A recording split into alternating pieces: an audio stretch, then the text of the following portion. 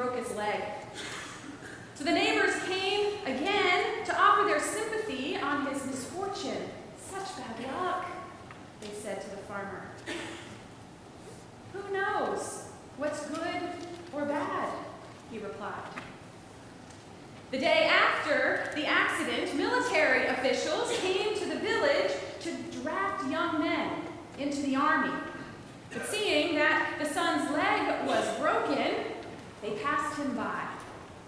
And the neighbors congratulated him on the farmer on how well things had turned out. What good fortune, they exclaimed. The farmer said, who knows what's good or bad? And so the story could go on and on. Good, bad, who knows? But what's the point? Well, the point is that sometimes we just can't predict the good or the bad that might come from a situation or a circumstance. We experience both throughout our lives, don't we?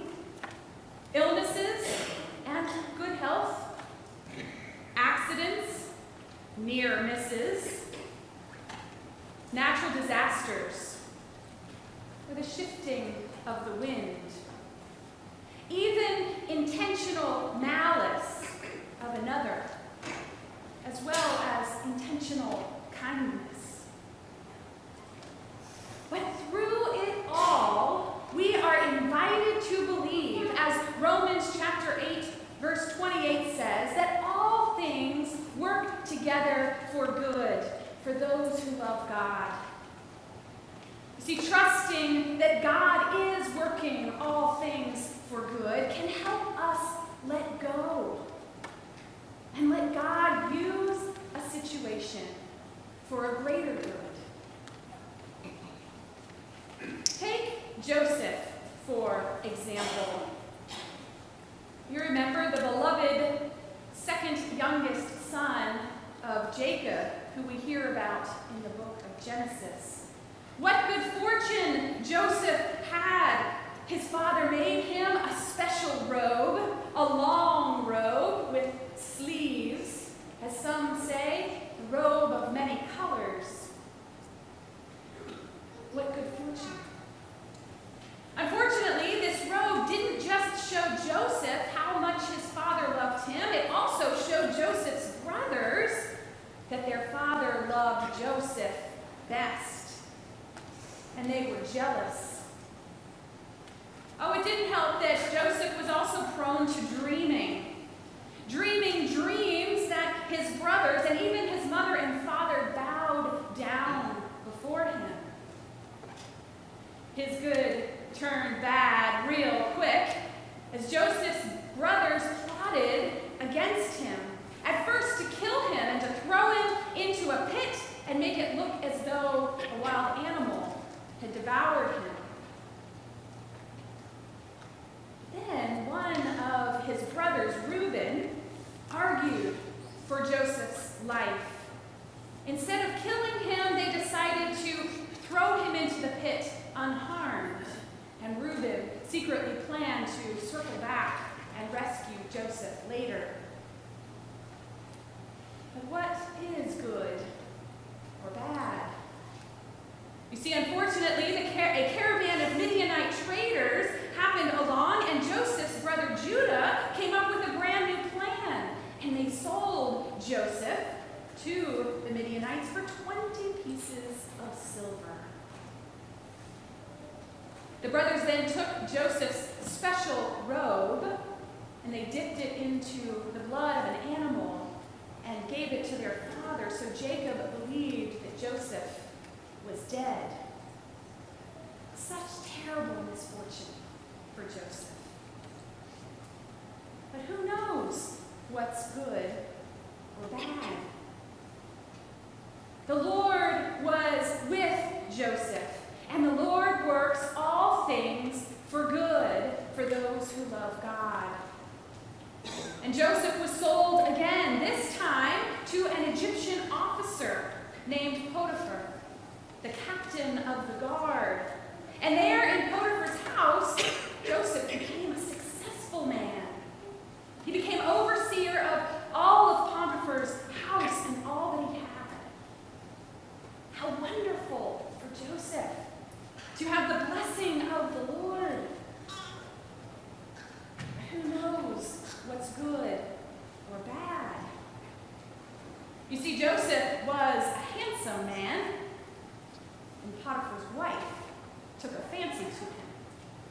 But when Joseph didn't reciprocate, she tore her own clothes and made it look as though Joseph tried to defile her by force. And Joseph landed in prison. Such bad luck, right? But the Lord was with Joseph and gave him favor in the sight of the chief jailer, who took special care of him. And then after some time, the cupbearer and the baker of the king of Egypt happened to offend the king and landed themselves in the prison right there with Joseph. And Joseph was charged with caring for these two men. And so it happened, both the cupbearer and the baker had dreams, which they couldn't interpret, but Joseph could, with the help of God. And Joseph told them that the Pharaoh would restore the cupbearer to his position and hang the baker. And Joseph begged the cupbearer to remember him and to make mention of him so that Pharaoh would release him. But after the cupbearer was restored to his position and the baker hanged, as Joseph had described it, the cupbearer did not remember him. It took over 2 years more before Pharaoh himself had a dream that he could not interpret, and neither could any of his magicians or wise men. It was then that the cupbearer remembered Joseph, whom the Lord had given the power to interpret dreams. And Joseph interpreted Pharaoh's dreams, that there would be 7 years of plenty, of bounteous harvest, followed by 7 years of famine throughout the land. And Pharaoh was greatly pleased with Joseph and set him in charge of his house and all the people, and Joseph became the second in command in Egypt. Joseph was then about 30 years old. Our story began when he was 17, receiving that coat of many colors. 13 years have passed of good and ill befalling him. One sure and certain thing throughout: God was always with him, and God will work all things together for good. And Joseph knew that. He felt that. And he held on to that truth throughout everything he experienced. And we know this because during those 7 years of plenty, as he was gathering the harvest and grain for those, preparing the land and the people for the 7 years of famine and hardship, during that time he had 2 sons.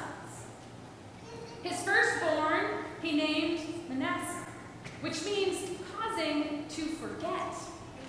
And Joseph said, I name you this, for God has made me forget all my hardship and all my father's house.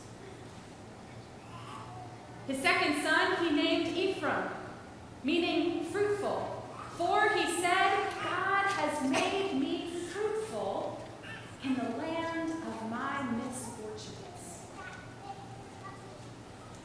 God has made me forget all my hardship and has made me fruitful in the land of my misfortunes. Well, soon enough, the famine did hit every country, but in Egypt there was bread. So people came from all over to Joseph in Egypt to buy grain. And some of those people happened to be Joseph's brothers. Yes, the very ones who had sold him into slavery. But they didn't recognize Joseph. It had been 10 years since they had sold him into slavery. But Joseph knew them. And after a few meetings with his brothers and they're traveling back and forth to their father, Joseph finally revealed himself to them. He said, "I am your brother." And he asked them, "Is my father still alive?" But the brothers did not answer because they were filled with fear. Fear of what Joseph would do. Fear of his retribution. Joseph even said to them, "Come closer to me. See that it is me, the one you sold into Egypt. But do not worry. Do not be angry at yourselves for selling me. For see, God has put me here to save people from starving." Forgetting hardship.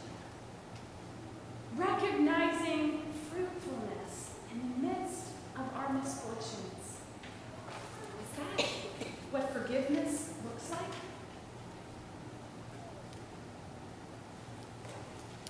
Joseph told his brothers to go home and to gather their father and their households and move to the land of Goshen in Egypt, where they would be near to Joseph and have all of their needs fulfilled.